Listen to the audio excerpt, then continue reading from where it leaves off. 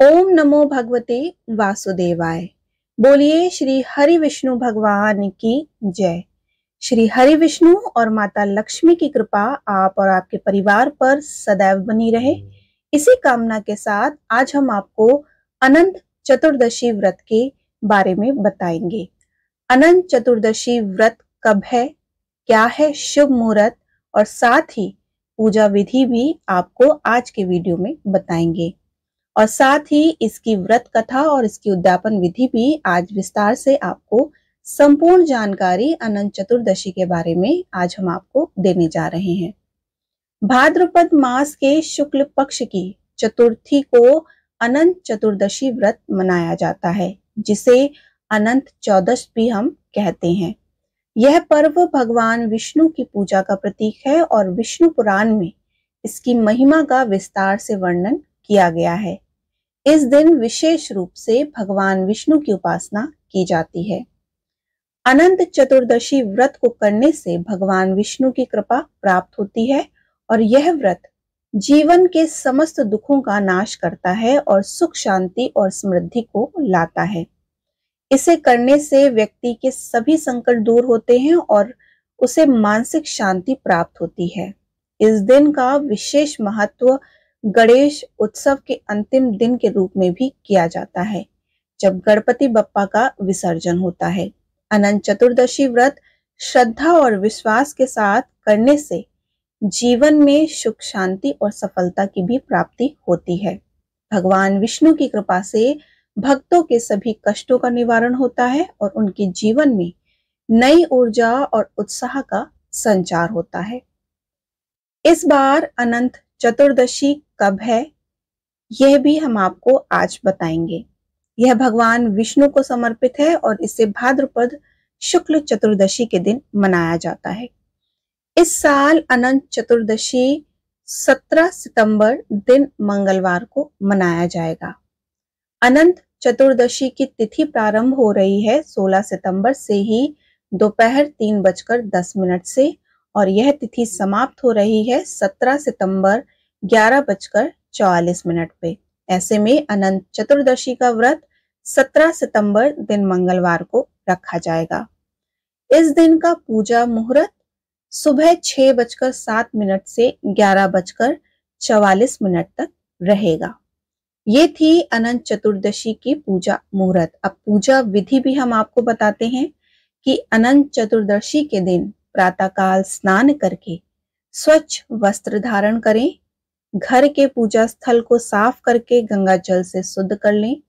पूजा स्थल पर एक चौकी पर स्वास्तिक बनाएं और चौकी पर ही भगवान विष्णु की मूर्ति या फिर अगर आपके पास तस्वीर हो तो उसको आप स्थापित करें।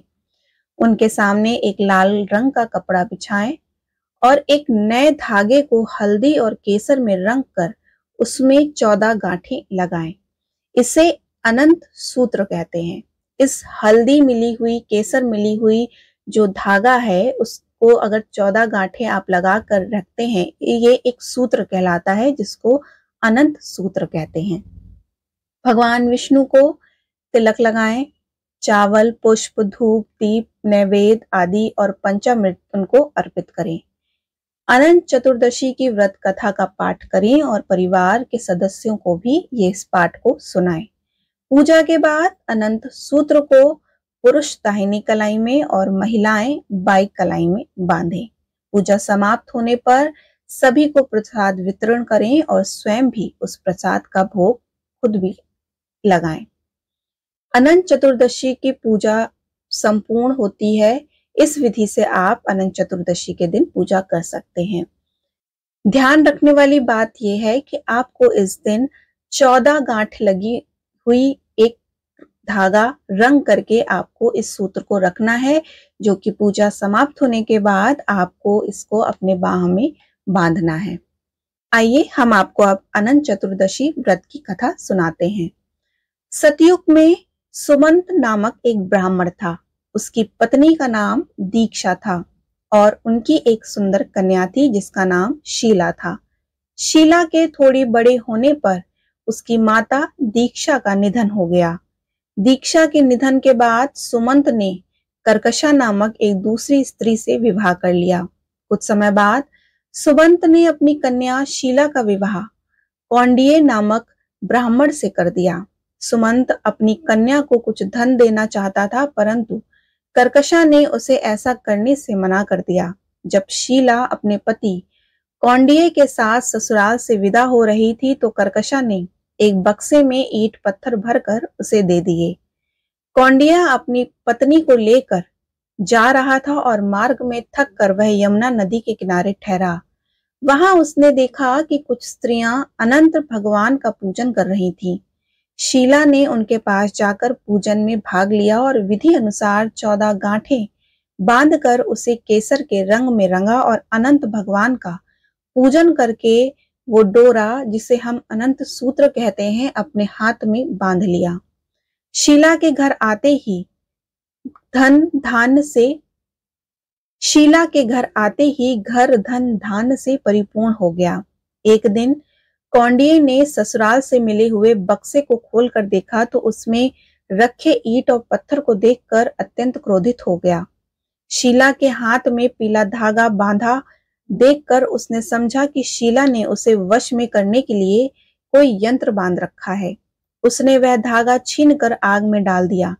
शीला ने उस धागे को आग से निकालकर फिर से अपने हाथ में बांध लिया, परंतु कौंडिन्य ने आचरण के कारण घर की सारी संपदा धीरे धीरे खत्म हो गई। चोर भी जो कुछ बचा था उसे चुरा ले गए और घर में दरिद्रता आ गई। एक दिन शीला ने अपने पति से कहा कि स्वामी, आपने सच्चाई जाने बिना मुझ पर शंका करके भगवान अनंत का तिरस्कार किया है। आपको इस अपराध का प्रायश्चित करना चाहिए, तभी हम फिर से सुखी हो सकते हैं। कौंडिन्य ने अपनी पत्नी से अनंत भगवान की महिमा सुनकर जंगल की ओर प्रस्थान किया और निराहार रहकर भगवत स्मरण करने लगा।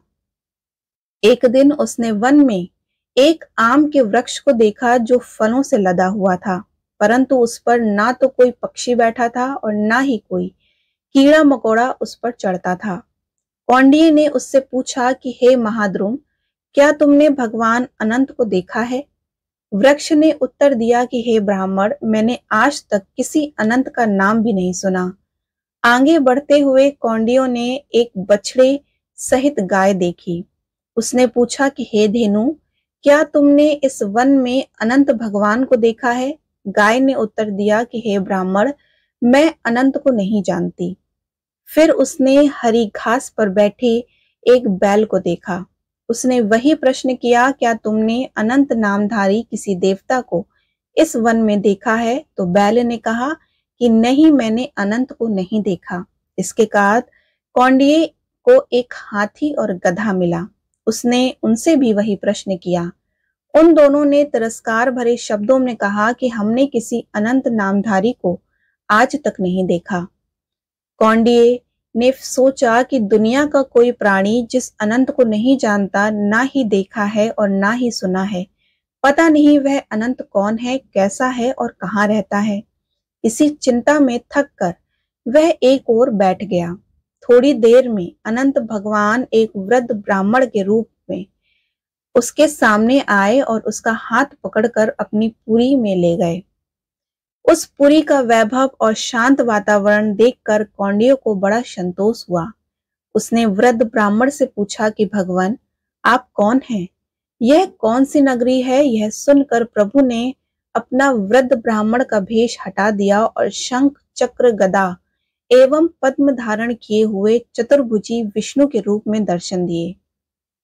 उन्होंने कहा कि हे विप्र, मैं ही अनंत हूँ। तुम्हारी साध्वी पत्नी के पुण्य बल से तुम मुझे पा सके हो। कौंडिन्य ने प्रणाम करते हुए पूछा कि हे देव, आप इतने दुर्बल हैं और मार्ग में मिला कोई भी प्राणी आपके बारे में कुछ नहीं बता सका, इसका क्या कारण है? भगवान अनंत ने कहा कि तुम्हें मिलने वाले प्राणी पूर्व जन्म में पाप कर्मों के कारण अपने वर्तमान स्वरूप में हैं।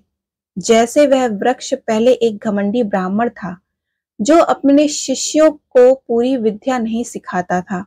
गाय पृथ्वी का रूप थी, बैल साक्षात धर्म था। मार्ग में जो 2 तलैया थीं, वे पूर्व जन्म में सगी बहनें थीं जो दान करके भी उसे आपस में बांट लेती थीं। जो हाथी मिला वह धर्मद्वेषी था और जो गधा था वो एक लोभी ब्राह्मण था। यह सब दुर्गुणों के कारण अपने वर्तमान स्वरूप में है।